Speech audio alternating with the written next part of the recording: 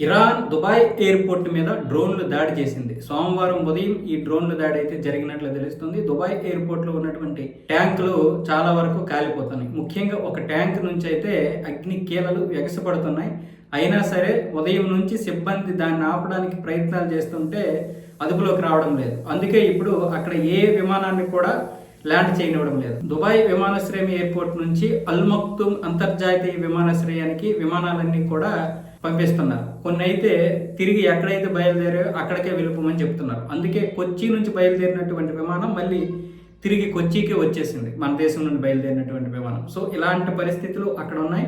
అలాగే విమానాల స్టేటస్ కావాలంటే ఆయా సంస్థల నుంచే మీరు సంప్రదించండి, ఇక్కడ ఎవరు సంప్రదించకండి.